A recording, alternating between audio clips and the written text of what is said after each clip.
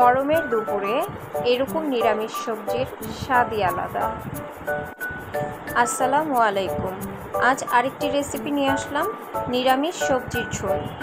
এই সবজির ঝোলটা যতটা উপকারী ততটাই সুস্বাদু। এই নিরামিষ সবজির ঝোল বানাতে যা যা লাগছে: কয়েকটি সবজি যেমন মিষ্টি কুমড়া, বেগুন, টমেটো, শসা, পেঁপে, আলু।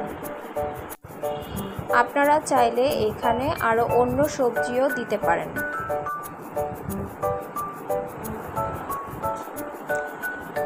আমি এখন সবজিগুলো কেটে ভালো করে ধুয়ে নিয়েছি। এখানে কয়েকটি কাঁচামরিচও দিয়েছি। সবজিগুলো আপনাদের মন মতো করে কাটতে পারেন, কিন্তু আমি সবগুলো সবজি একই আকারের কেটেছি। এখন একটি কড়াইয়ে কিছুটা পানি দিয়ে সামান্য পরিমাণের হলুদ গুঁড়ো, মরিচ গুঁড়ো, ধনিয়া গুঁড়ো, লবণ পরিমাণ মতো, সামান্য আদা রসুন বাটা দিয়ে কিছুক্ষণ গরম করে নেব পানিটা গরম হয়ে গেলে এখানে যে সবজি কাটাগুলো আছে একে একে সবগুলো দিয়ে দিব।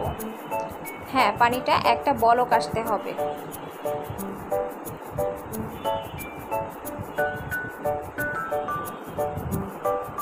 বেগুনটা আমি একটু বড় করে কেটেছি সব সবজি থেকে, কারণ বেগুনটা তাড়াতাড়ি গলে যায়, তাই আমি একটু বড় করে কেটেছি।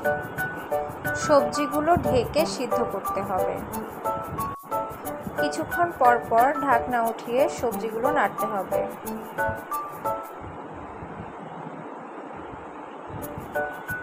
আমার সবজি সিদ্ধ করা প্রায় হয়ে গেছে। আলুগুলো খেয়াল করে দেখতে হবে সিদ্ধ হয়েছে কিনা। এখন একটি পাতিলে কিছুটা তেল নিয়ে তা গরম করে এখানে জিরা, তেজপাতা, 2টা শুকনা মরিচ ফোড়ন দেব। এগুলো কিছুক্ষণ ভাজতে হবে।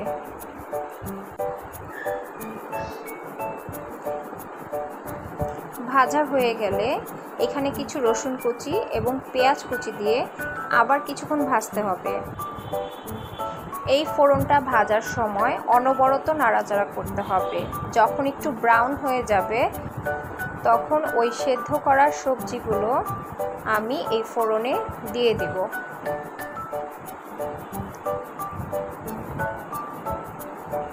সবজিগুলো দেওয়ার পর আরও কিছুক্ষণ রান্না করব, খুব অল্প সময়ের জন্য।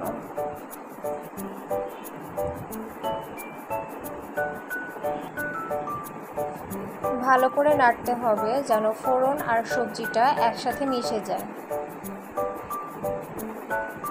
এখন 2 মিনিটের জন্য ঢাকনা দিয়ে ঢেকে দেব।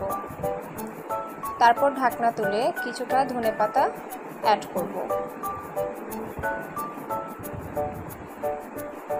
ব্যাস হয়ে গেল আমার সেই মজাদার সবজি।